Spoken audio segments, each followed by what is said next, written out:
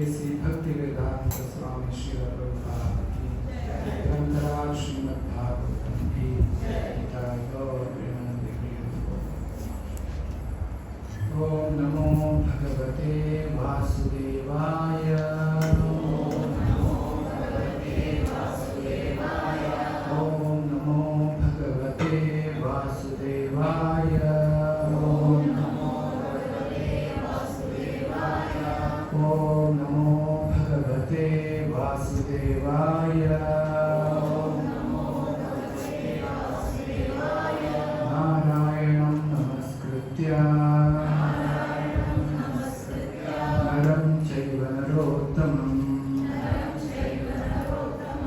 देवीं सरस्वतीं व्यासं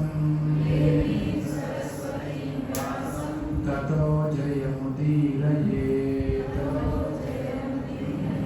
नष्टप्रायेषु अभद्रेषु नित्यं भागवत सेवया Bhagwati उत्तमश्लोके भक्तिर्भवति नैष्टिकी। Hare Krishna. So in the last class we have started our journey of understanding Srimad Bhagavata Purana. So as we discussed, Srimad Bhagavata Purana is very precious literature.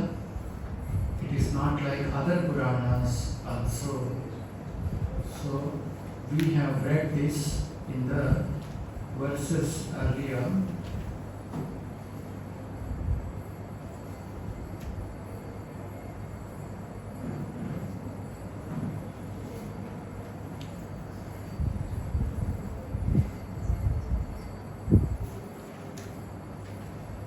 So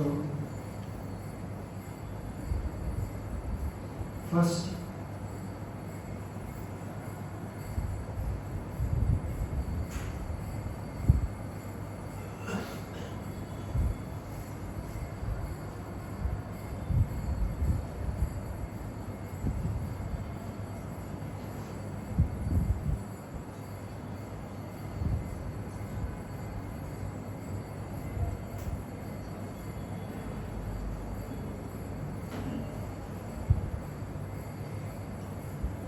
so the first three shlokas of Srimad Bhagavatam, praying our obeisances, our namaskaram, surrenderance to Supreme Lord Shri Krishna. Om Namo Bhagavate Vasudevaya Janmadasya Yato Anvaya Itaratas Chakteshu Abhijnaswarat. So these things we discussed last time. In any relationship, we have sambandha, abhideya and prayojana. We all have a relationship with Krishna. See, Bhagavatam starts with this, unlike Bhagavad Gita. Bhagavad Gita does not, beginning it talks about karma yoga, jnana yoga and various things. But Bhagavatam starts with our relationship with God. Our relationship with God is He is Abhijna Swarat. I pay my respectful obeisances unto Him. Om Namo Bhagavate Vasudevaya. So we start with our sambandha with the Lord. Then, having established what is sambandha, next is called abhideya. What do I do with the relationship? Do with the relationship is simply enjoy the pastimes of the Lord by hearing or engaging in the pastimes. That is abhideya. Having done that, we get prayojana from the relationship. What is the prayojana we get? These are the first three verses of Srimad Bhagavatam. Then comes the prayojana verse.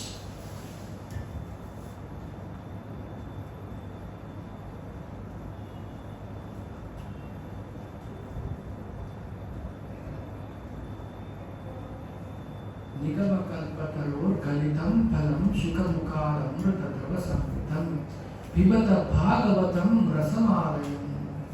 Bhagavatam Rasa, that mellow, the taste is so nice.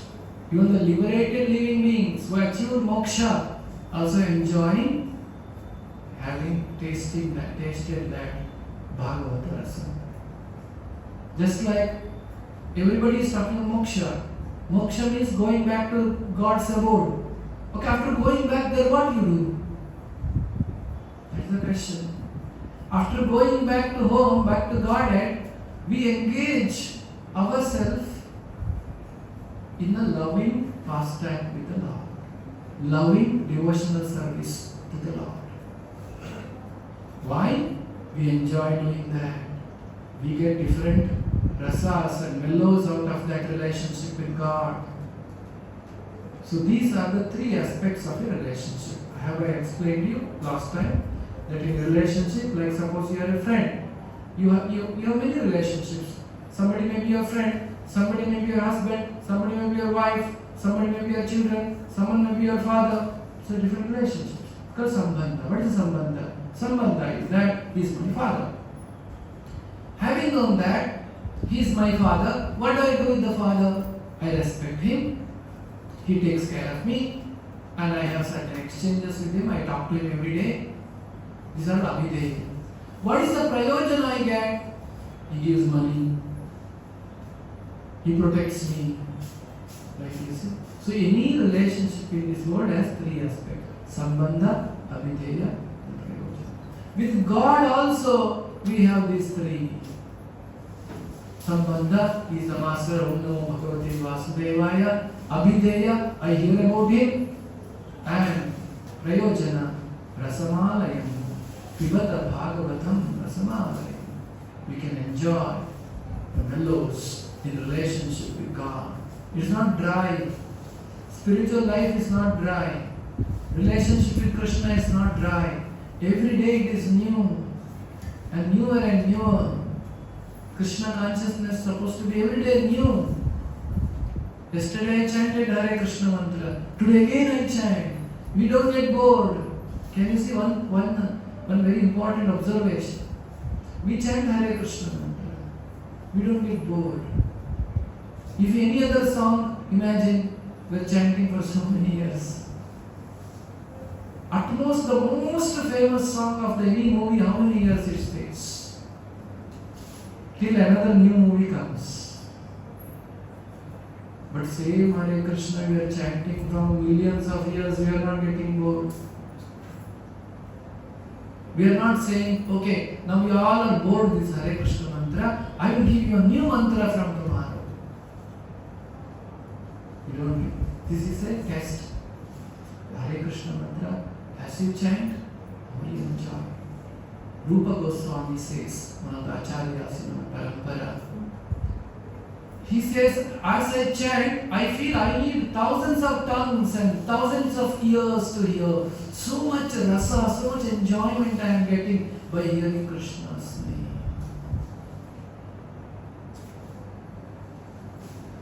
And those who love Krishna intensely, as they hear Krishna's name, they go in a transcendental platform. That is exhibited by Sri Chaitanya Mahaprabhu. Actually, Chaitanya Mahaprabhu has come to show what is the highest bhakti. Even though he is the Lord himself. If he would see a sea, the ocean, and think that is a Yamuna, and think of Krishna, and he would dance in the ecstasy of Krishna and fall unconscious sometimes. Somebody chants Hare Krishna mantra, Sri Chaitanya Mahaprabhu used to dance in ecstasy. And sometimes he used to fall unconscious. To wake him up also they would chant Hare Krishna. So today we don't have taste. Srila Prabhupada gave the example of a patient who is having jaundice. For some jaundice, for him sugar candy or sugar cane juice tastes bitter. But the medicine for jaundice is that you should take sugar cane juice or sugar candy. By taking, and it's get cured, then you start feeling sweet. Because of our calm vasana, all kinds of desires in the heart, we are not able to relish Krishna's pastimes, Krishna's holy name. We don't have any attachment for these things. So the process of chanting is, we start as a rule, as a regulation. Okay, my guru has told me to chant. As I chant and chant, slowly all my material desires subside. I start receiving more and more happiness by chanting Krishna's holy name. So this is the process. So spiritual world is also full of ecstasy, full of enjoyment, full of transcendental loving service to the Supreme Lord Sri Krishna. So these are the three first verses. Then there is the explanation about how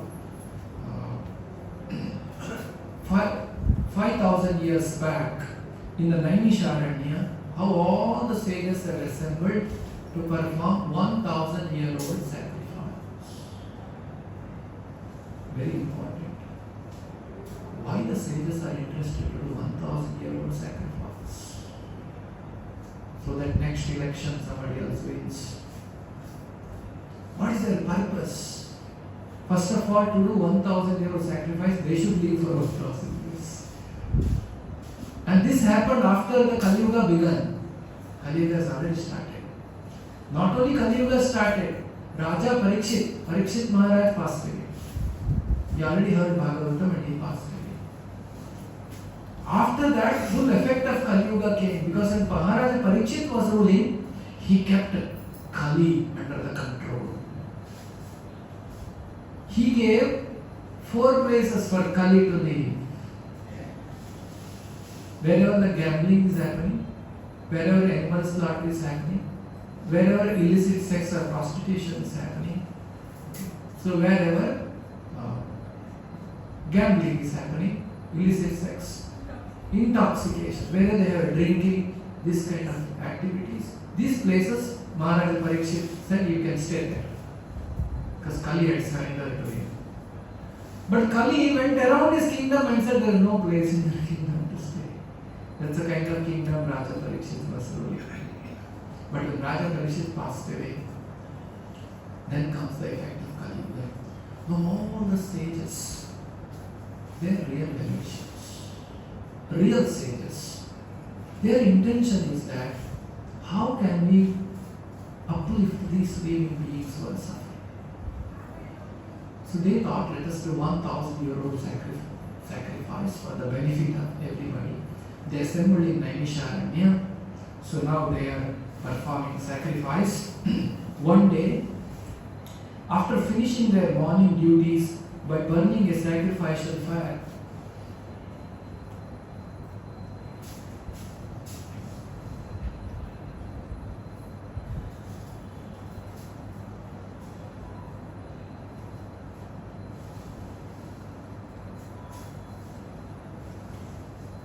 please chant this sloka. Naimishe animisha kshetre Vrishayah sauchaunakadayah Satram swargaya lokaya Sahasra samavasata.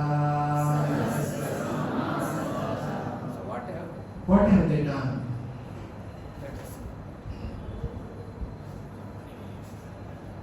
Once in a holy place in forest Naimisharanya, the great sages headed by the sage Shaunaka assembled to perform great 1,000-year sacrifice for the satisfaction of the Lord and his devotees. They all assembled for performing sacrifice.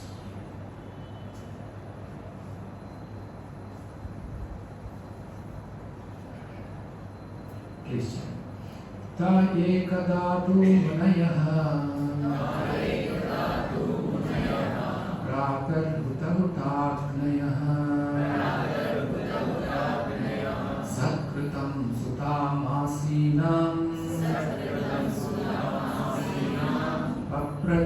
So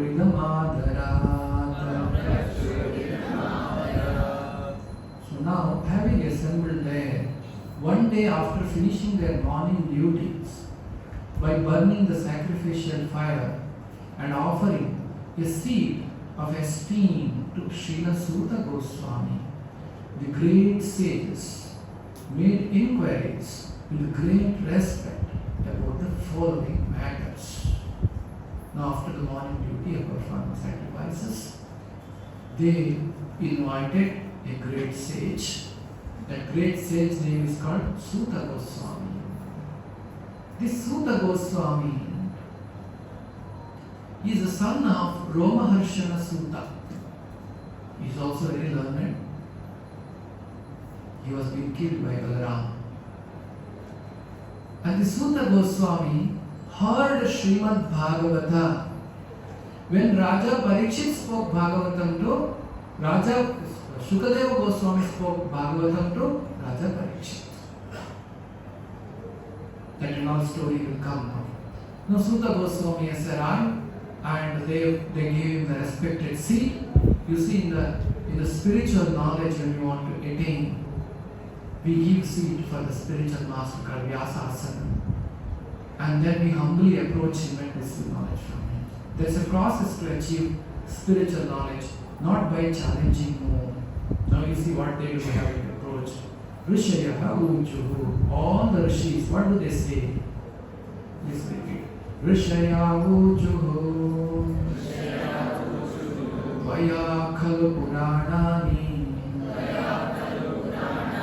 Setihasani chanakha. Akhyatani api athithani. Dharma shastrani anyuta.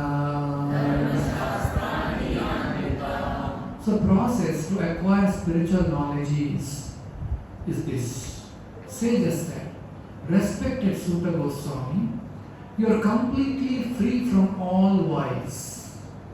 You are well versed in all the scriptures famous for religious life, in the Puranas and the histories as well, for you have gone through them under proper guidance and have also explained them. Now you see, the Suta Goswami has come and they wanted to make enquiries, ask questions. They are not ordinary sages. They are doing sacrifice for 1000 years. But you see their approach. As Suta Goswami came, with all respect and humility, first they glorify. See, as devotees, if you want to progress in our path of devotional service, we have to take the association of other Vaishnavas and Vaishnavis. Alone we cannot progress. We have to be together, taking the association of other Vaishnavas and Vaishnavis. And anybody who is more advanced than us in the spiritual knowledge, one has to approach with all respect. First, after approaching, one should glorify the advanced devotee. Not flattering. Flattering is different from glorifying. Glorifying is about telling the facts. So they glorify Suta Goswami, saying that you are completely free from all vices. You are well versed in all the scriptures and in the Puranas and histories as well. You have gone through them under the proper guidance and also explained them. Why are we respecting you? You are so qualified. Not only that, you have learned this under proper guidance of somebody else. You are not concocted your own. By mere Sanskrit scholarship, we cannot understand scriptures. Somebody may be a Sanskrit Pandita. He cannot understand the purport and meaning and get devotion from the book. Any number of times he may study. It requires proper guidance. So they recognize under the proper guidance you have studied. Hence we are choosing you to make these enquiries.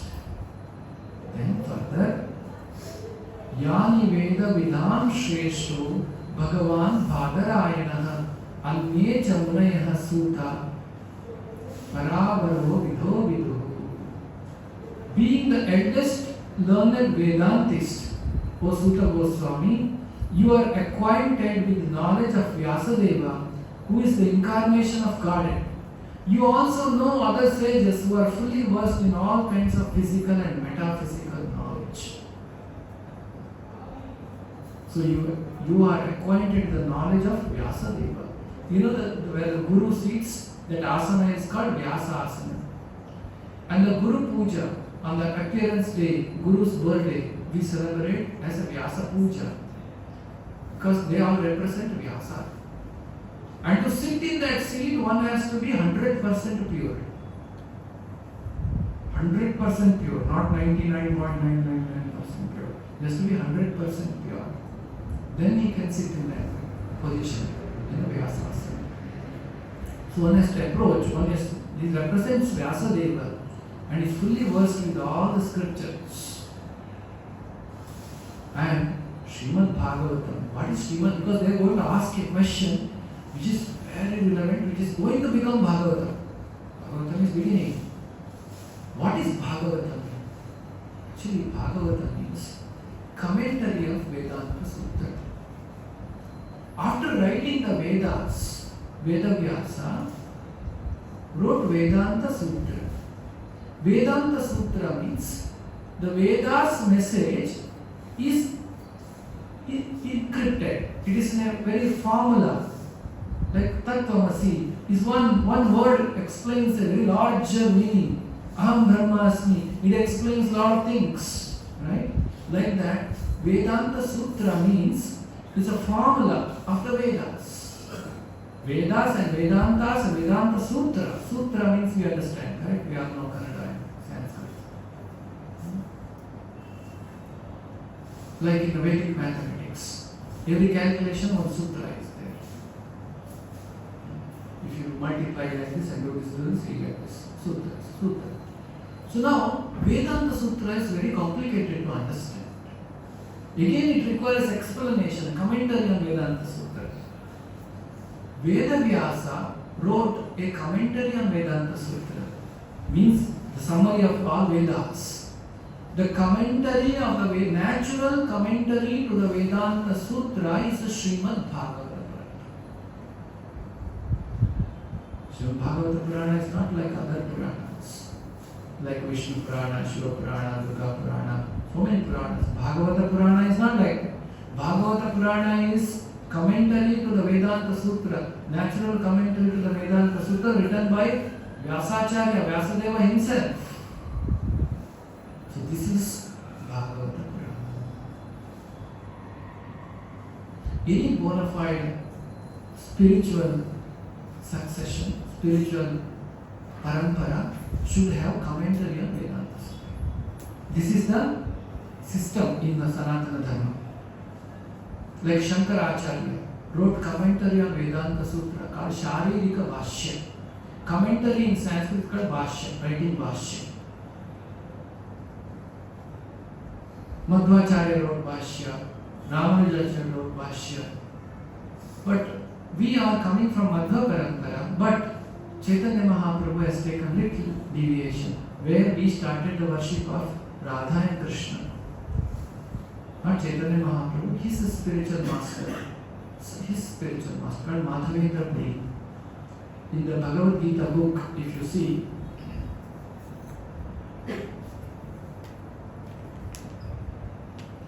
after the introduction, there is a disciplic succession page. It starts Krishna, Brahma, Narada, Vyasa, Madhva. There's a parampara line. In that, if you see 20th Acharya is Madhavendra Puri. His spiritual master is Lakshmi Pati Tirtha. Lakshmi Pati Tirtha is in the Madhva parampara. So Madhavendra Puri is the disciple of Lakshmi Pati Tirtha. So Madhavendra Puri has traveled to North India and Bengal. That's why Gauda Desha came into picture. And Madhavendra Puri introduced the worship of Radha and Krishna. Madhavendra Puri's disciple is Ishwara Puri. Ishwara Puri's disciple is Sri Chaitanya Mahaprabhu. So in our parampara, we worship Radha and Krishna. So once it so happened, because we accepted Srimad Bhagavatam as a natural commentary. We don't require any bhashya. That is what Mr. Chaitanya Mahaprabhu has told. But without having bhashya, you will not be authorized in the disciplic succession.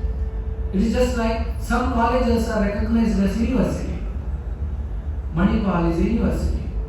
But there is some engineering college in Mangalore, Karavadi Engineering College. It's not a university. It is under Vishwesvaraya Technological University. To become a university, it has to get qualified. Certain things. This many professors, this many PhDs, this many divisions, this many things, this many papers you should have published. Some criteria to become a university. Like that, to become authority in the spiritual line, to say this is how you should worship, you should have bhashya. This is a system. So, once in Jaipur, about 500 years back, there is a temple of Radha and Govinda. There is a king who used to worship Radha and Govinda temple. There are some Brahmanas in the king's palace. They objected the worship of Radha and Krishna together. They said it is not authorized. You cannot worship. When Brahmana said king has to obey, then he had to remove the Radharani from the temple and take it to his private room and king. King was very unhappy. Then he knew this worship coming from the Gaudiya Vaishnavas. So he sent a letter to Vrindavan. Vrindavan that time, one of the great acharyas called Vishwanatha Chakravarti Thakura was there. It's a real story. So Vishwanatha Chakravarti Thakura is also in the parampara of disciplic succession, what given in Bhagavad Gita 27th Vishwanatha. But he was very old. Vishwanatha Chakravarti Thakur was very old. Letter came. King is saying, can you please come and prove to this Brahmanas Radha Krishna worship can be done? But Vishwanatha Chakravarti Thakur was old. Then he calls his disciple, Shishya. His name was Baladeva Vidyabhushan. So Baladeva Vidyabhushan was called. Can you, Baladev, can you go to Jaipur? There is some emergency has come. They separated Radha and Krishna's worship. Can you go and help things there? So Baladev, with those who will come in the morning for our temple program, we sing a song. Sansara Rava Loka. This is written by Vishwanatha Chakravarti Thakur. So he sends his disciple to Jaipur to solve the problem. The Jaipur, that Brahmanas, called Ramanandi Brahmanas, they objected vehemently. No, it cannot be. He gave all the logic and reason and how Radha is an internal potency of Krishna and it should be worshipped and various arguments. Then finally they came to the point. For you to talk, where is the authority for you? Do you have any bhashya? Commentary on Vedanta Sutra? He said, no, Bhagavatam is a commentary for us. No, that we don't accept. You should have your own bhashya. And Baladeva was in a problem what to do. In the challenging and heated arguments, he promised, okay, next 1 month I will produce bhashya. Actually, bhashya writing to Vedanta Sutra is not easy. It takes a lifetime. Very complicated. He did not know how to write bhashya, but he accepted, yes, I will write, and he came back. He was in great anxiety. How will I write bhashya in 1 month? He came. This temple is now also exists in Jaipur, Radha Gokulananda temple. There the deities of Baladeva Vidyabhushan worship deities are there for the darshan. So he came in front of the Lord Govinda, started praying fervently. My dear Lord, I don't want you to be separated from Radharani, I want you to see together. I want this worship to be established authoritatively. But they objected and they asked Bhashya, I have promised you 1 month, but I don't know how to write, what to do. And he was crying in front of the deity, in front of the Lord. Then, that day night he slept. Lord Govinda came in a dream. He said, don't worry, I will dictate, you just write. And next few days, Govinda came Lord Krishna came personally, he started dictating, he started writing Govinda, whatever Govinda says, Bhashya. And he completes the Bhashya in a few days. He named that Bhashya as a Govinda Bhashya. And now he is fully confident, takes that Bhashya and goes to Jaipur and presents to all the learned Brahmanas, and they opened and say, because they want to see authenticity. You saw it's accurately done, grammatically correct, arguments are correct, so explanation is correct. They were shocked. How can somebody write a Bhashya, the commentary of Vedanta Sutra in a few days? Then those people accepted the defeat. King was very happy. They celebrated the victory of Baladev Vidyabhushan and re-established the worship of Radha Krishna in Jaipur. Hence, in the memory of that incident is very important for the Gaudiya Vaishnavas.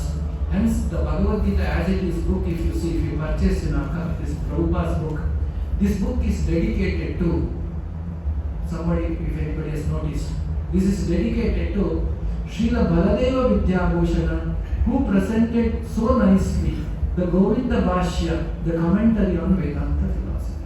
So Srila Prabhupada dedicated Bhagavad Gita book to Baladeva Vidyabhushana, who presented Govinda Bhashya. So this is the history. So why I am saying this? Srimad Bhagavatam is a natural commentary to Vedanta Sutra. How important it is! How important this literature it is! And now, so Suta Goswami was chosen to speak.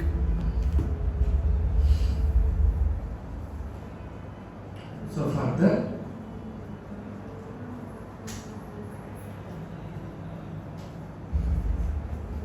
all of you can chant this verse. Further what they say, let's see.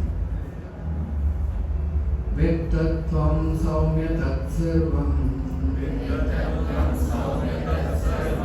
Tadvatah tat anugrahat Bruyuhu snigdhasya shishyasya Guravo guhyamapyutha. So now the sages say, and because you are submissive, your spiritual masters have endowed you with all favors bestowed upon a gentle disciple.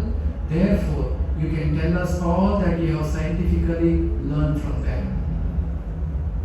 This is the process. First, they are offering respect to Suta Goswami.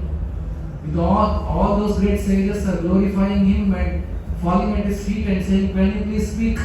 Can you please answer our questions? We have some important questions.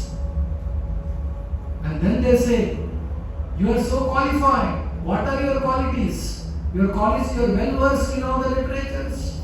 You heard from Vedavyasa's knowledge you have. And you have trained properly, you have been guided by higher authorities. Then you are submissive. This is the quality to progress in spiritual life. One has to be submissive. In Bhagavad Gita also it is there. Where it is there? The 4th chapter. Verse number 34. Tadvidhi pranipadena pariprashnena sevaya upadekshanti te jnanam jnaninaha tattvadarshinaha. Tattvadarshinaha. When you see the truth, it's called tattvadarshinaha. They will deliver you the knowledge when tadvidhi pranipadena. Approach them submissively. Render service to them. Sevaya. Then pariprashnena, humbly request them, what is the answer for this question? This is the way, not challenging. Oh, I am very intelligent, I am so qualified, I am so rich, I am so powerful, I am so famous. With this attitude, we cannot get spiritual knowledge. We can become very good at chanting mantras, can do all that. But inner meanings, the purports and our advancement in spiritual path will not happen in this mood. The mood to advance spiritually is one has to become submissive to the spiritual master. When he sees this disciple is so nice. He pleased me. All his tapashakti. He received tapashakti from his guru. He did lot of austerity. His guru is did lot of austerity. All that what he has, he just gives you as a gift. So valuable it is. Guru's blessing is very, very valuable. That is why spiritual life has two phases. One phase is sadhana, following the rules, regulations and told by the Acharya. We chant 16 rounds, read Srila Prabhupada's books, get up early in the morning, okay, don't eat this, don't eat that, this, all the rules, regulations. 4 regulative principles. Other side is sevaya, rendering seva to the spiritual master. If spiritual master looks at us and gives a smile, very nice disciple, life is success. This is the way one should progress in spiritual life. Material knowledge is secondary. One is educated, not educated, all this doesn't matter.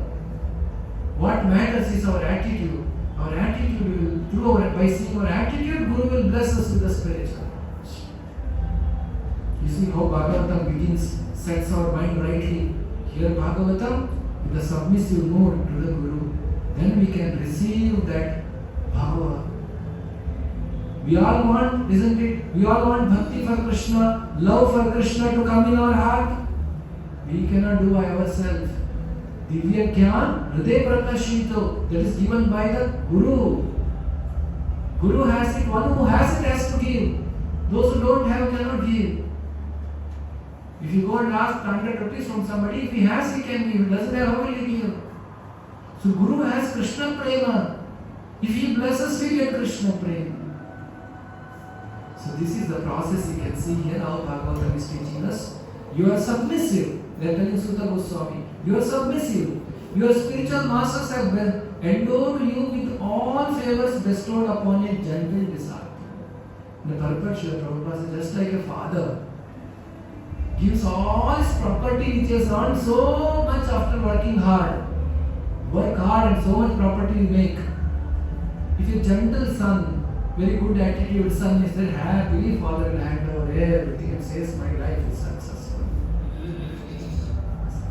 How a man works so that he hands over everything to a right son. So like that, spiritual master will hand over the spiritual power to his disciple. So he is saying that they bestowed upon a gentle disciple. Therefore, you can tell us all that you have scientifically learned from them. Therefore, can you please tell me what you have learned from them? This is their question. Okay. So let us see further what happens.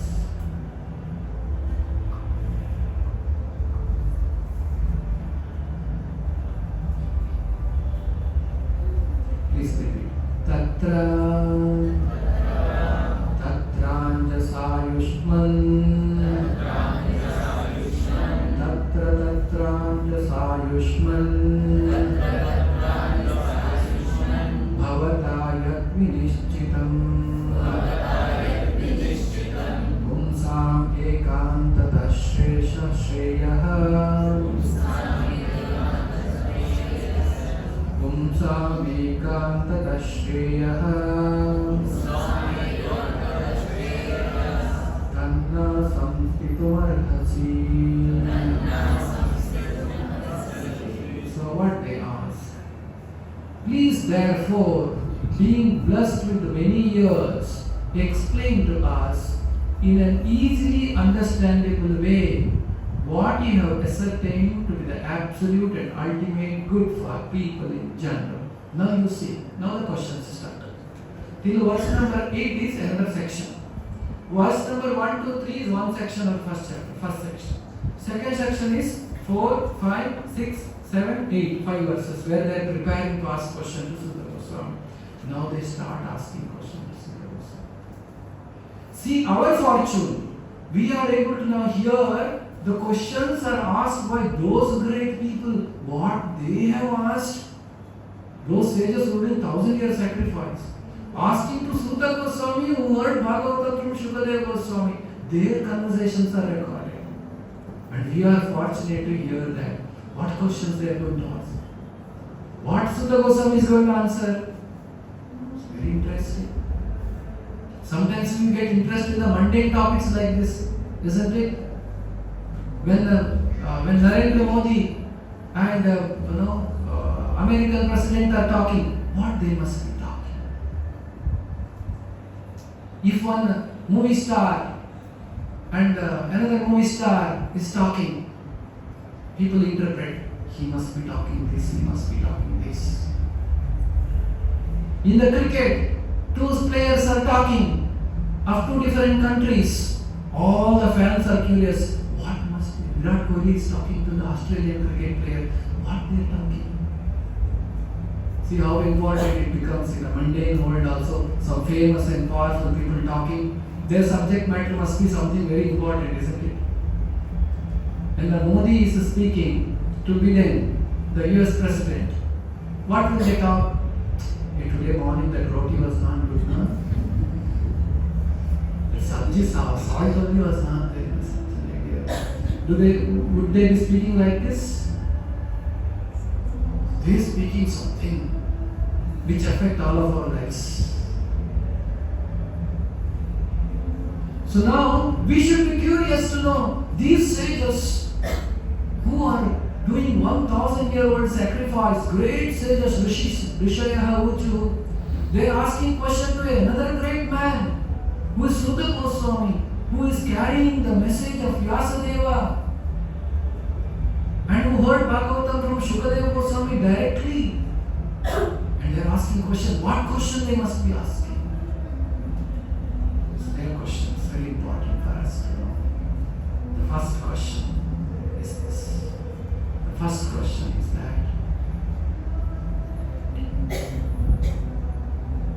you have ascertained to the absolute what you have ascertained, what you have understood as absolute and ultimate good for people in general. First question is this. What is the ultimate good for everybody? This is the question number one they are asking. Can you please tell us what is good for everybody? They go on asking now questions. 6 questions they are going to ask. The first question they asked. The second question. Before speaking second question, they actually give the context why they are asking this question. Okay. This is also important. Please chant this very famous shloka in the Bhagavatam. Prayena alpa ayushaha sabhya prayena alpa ayusha sabhya Kalau asmin yuge janaha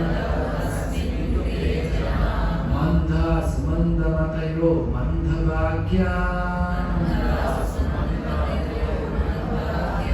mandha bhagya hi upadritaha.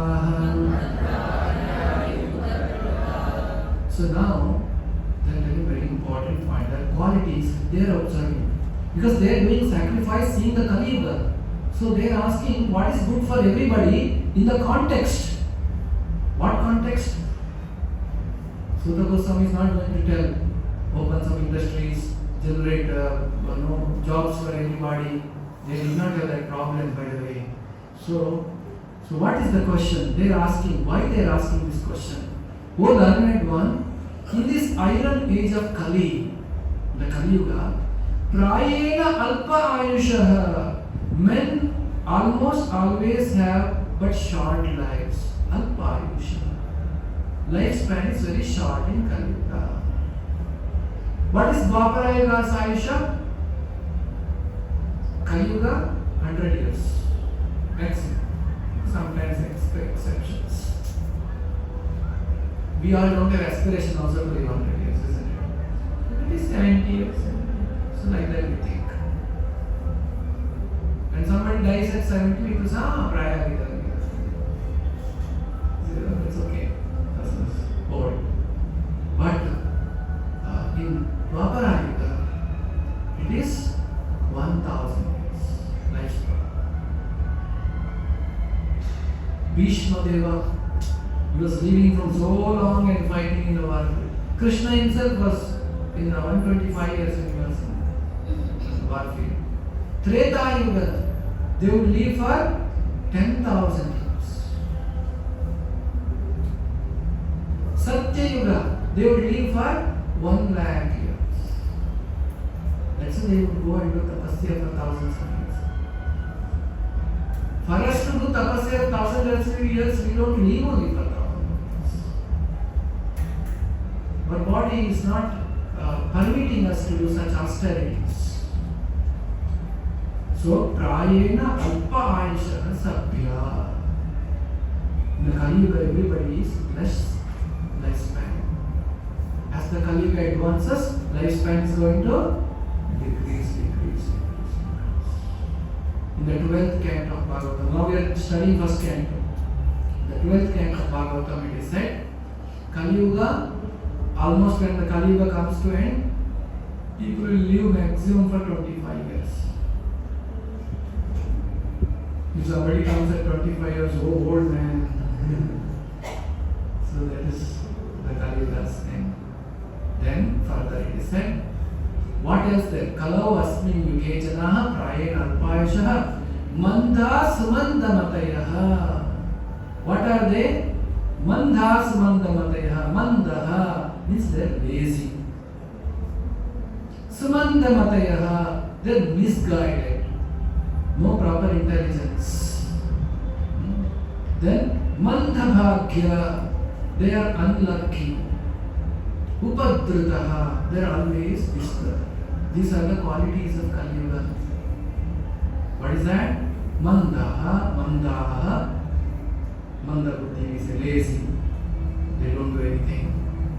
Then Sumandamatayaha means misguided. There is no clarity what is right, what is wrong. One person says go in this direction, everybody goes in that direction. Somebody says this is good, everybody goes in. Mandabhagya means very unfortunate. Imagine the opulence in the earlier ages. Recently somebody took me to a resort which has very nice house. You know, these earlier olden days, I remember, our houses were with the mud floor and then natural bricks and open to air, and this kind of resort it is made of all this traditional, and when you enter there is no sound, chirping of birds and water and all that. To stay in that resort per day is 25,000 rupees. Then I was thinking, to live in this, only we are born in this kind of place. And now again to live in the silent place you have to pay. Stay in the mud house you have to pay. We paid money and came to concrete house. Now again paying money to go back to mud house. This is called Mandabhagya, Sumandamagya. So this is the position of Kaliyuga. They are very unlucky. Opulence is not there. Everywhere people are wearing golden ornaments. It is said when Yudhishthira Maharaj did Rajasuya Yagya, people were served food in a golden plate, not Arakanate plate. That also we are thinking, oh, this Arakanate is 8 rupees per, this is 12 rupees, which one to buy? They were served in a golden plate. And it is said after having their food, they threw the plate.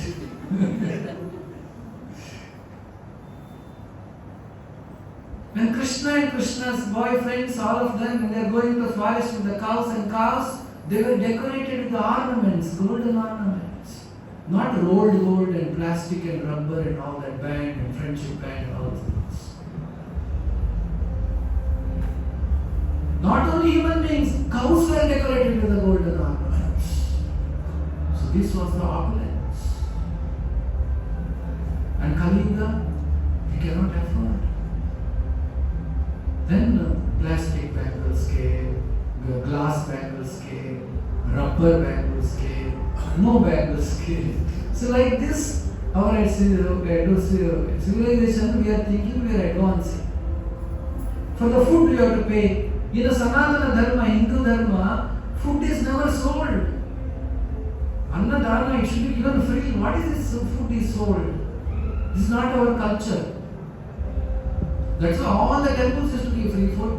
All the houses. One of the duties of Grihastha mentioned in the Bhagavatam is, before having his food, Grihastha, one who is a family man, should go out of the house to the street and scream at, are there anybody not having food? Please come. And nobody comes, then he should have his food. So one of the duties of Grihastha is for the rule of the scriptures. Food is not sold, food is given free. You cannot remember in your own village home also, if anybody comes lunch time and all, there is no question their food should be given or not given, isn't it? Now, first of all, you cannot enter the house. Beware of dogs. They shut the door. Sometimes our devotees go for book distribution. Give them some book. Takes you get some benefit. They leave the door, shut the door. Hey, don't come. You see what? Where have we reached? Food was free and food you have to pay. Drink water, you have to pay money in the city. How much for 1 liter of water? 20 rupees. 20 rupees for drinking water. For passing water also again you have to pay. So you created an artificial civilization. That is why Manda Bhagya, kaliyuga, Manda Bhagya. Upadrita, there are always trouble like this. Something or other will come, noise will come, heat will come, rain will come, neighbors will trouble us, relatives will trouble us, friends will trouble us. Upadrita, no peace, shanti, kaliyuga. So, hence, Rishis are asking question. Now, what is good for all people? Please tell us. It's very relevant. They are concerned how to liberate the suffering souls, all of us. They are concerned. This is the context. Keeping this context in the mind, they are asking questions. So we should be very interested in the understanding the answers because they are asking such a relevant question. Then further,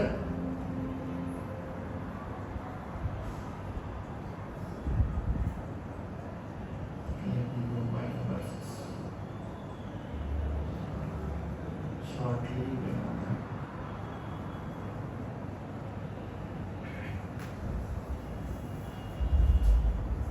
with this verse I end today's session. There are many varieties of scriptures. In all of them, there are many prescribed duties, which can be learned only after many years of study in their various divisions. Therefore, O sage, please select the essence of all these scriptures and explain it for the good of all the living beings, that by such instruction their hearts may be fully satisfied. So many scriptures are there, so many instructions are there. Years and years, if you read also, it will not finish. So, can you please select essence of all scriptures to us and explain it for the good of all the living beings, that by such instruction their hearts may be fully satisfied. This is the second question they are asking. Essence of all the scriptures. Then further questions. All the blessings upon you, O Suta Goswami, you know for what purpose the personality of Godhead appeared in the womb of Devaki and son of Vasudeva. The third question is, why did Krishna appear in the womb of Vasudeva and Devaki? What is the purpose of Krishna's appearance? You know, in one verse in Bhagavad Gita, 4th chapter, verse number 9, Krishna says, Janma karma cha me divyam yo me vetti tattvataha. If anybody understands my janma, karma, how I divine my Krishna's divine appearance, Krishna's leelas, Janma karma cha me divyam, yo me vetti tattvataha. In truth, one who understands Tyaktva deham punarjanma neti mameti. So Arjuna, Krishna said, you will not come again to this world. So understanding Krishna's appearance is very important. It is not like you and me. Krishna's appearance is different. He is God. So why did he appear? This is the next question which all the sages are asking. Let us see what is the next question. O Sutta Goswami, we are eager to learn about the personality of God and His incarnations. Please explain us those teachings imparted by previous masters for one who is uplifted both by speaking them and by hearing them. So I wanted to learn about the personality of God and His incarnations. What are different avatars of the Lord? Living beings who are entangled in the complicated meshes of birth and death can be freed immediately by even unconsciously chanting the holy name of Krishna, which is feared by fear personified. The sages are saying the power of chanting Hare Krishna mantra or chanting Krishna's holy name Nama. Please repeat after me. Apannaha samskritim ghoram Yannama vivasho ghunan Tataha satyo vimuccheta Yadvipeti swayam bhayam Apannaha samskritim ghoram Yannama vivasho ghunan Satyo vimuccheta Yadvipeti swayam bhayam. The fear, the Khaya itself gets scared, it seems. By what? The holy name of Lord. Living beings who are entangled in the complicated mesh of birth and death can be freed immediately by even unconsciously chanting the holy name of Krishna, which is feared by the fear personified. Why they are telling this? They are referring because their question was, why did Krishna take birth?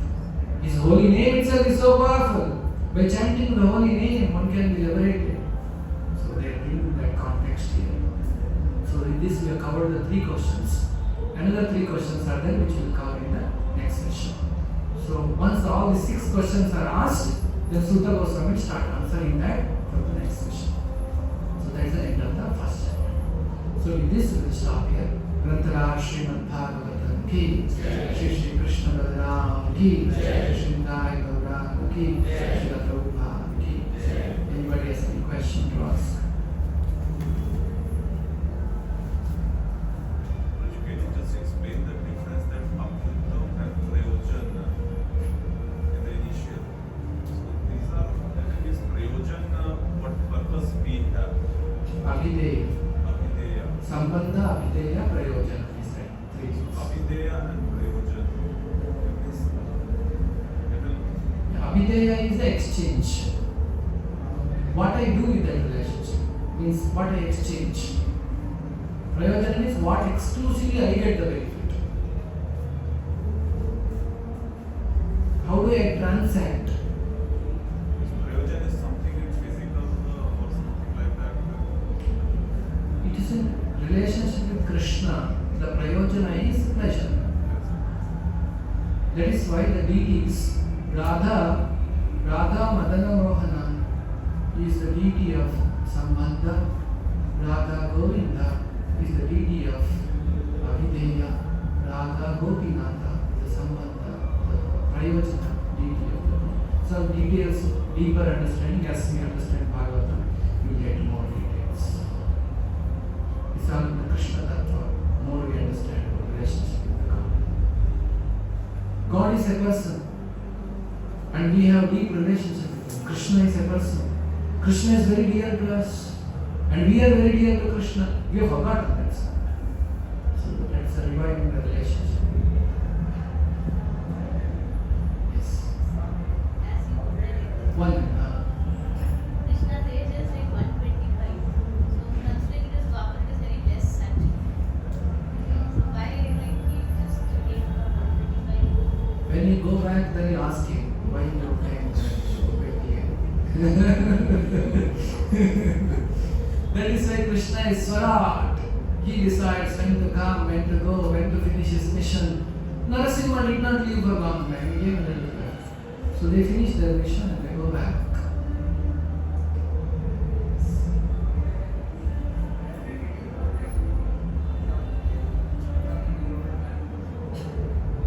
Can somebody tell me? Aarti Mataji, you heard his question?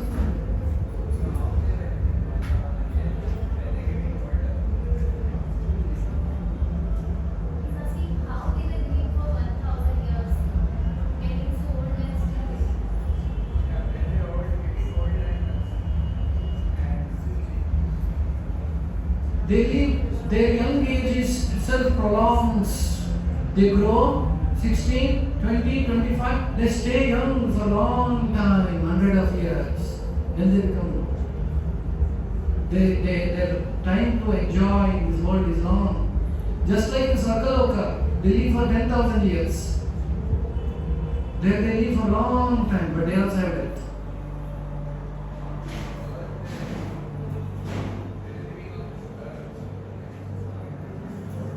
he's saying this age is only very boring. How did they live for 1,000 years? They were so entertained with the devotion to Krishna.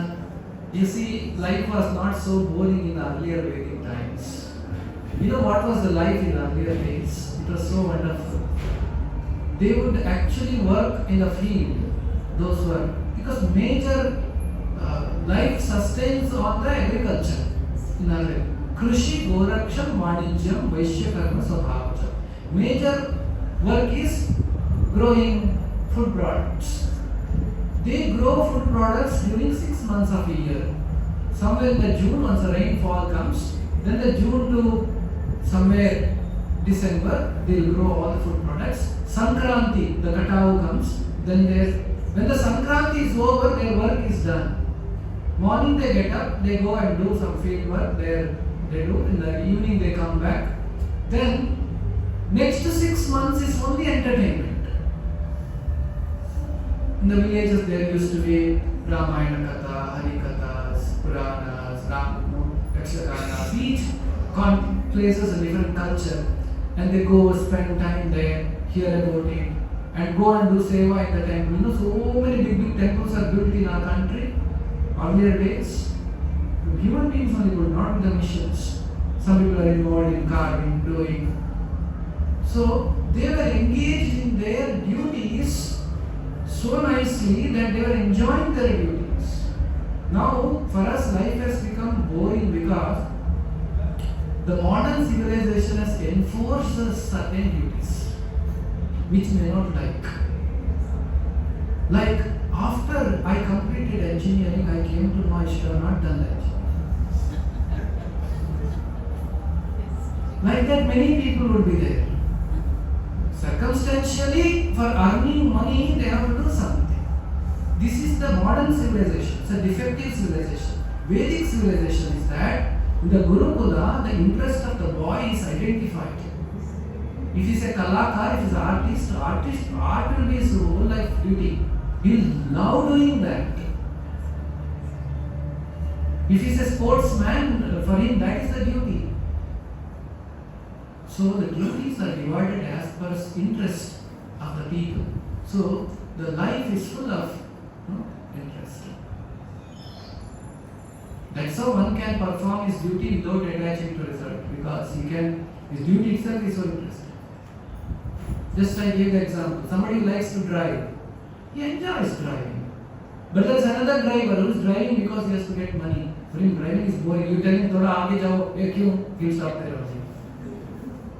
Because he hates driving. He is driving because money is required. So it's a difference when we love our duty and do. So Vedic culture is a very beautiful civilization. Until the Macaulay came and changed the system. So our system was very, very interesting, and everybody would do their duties.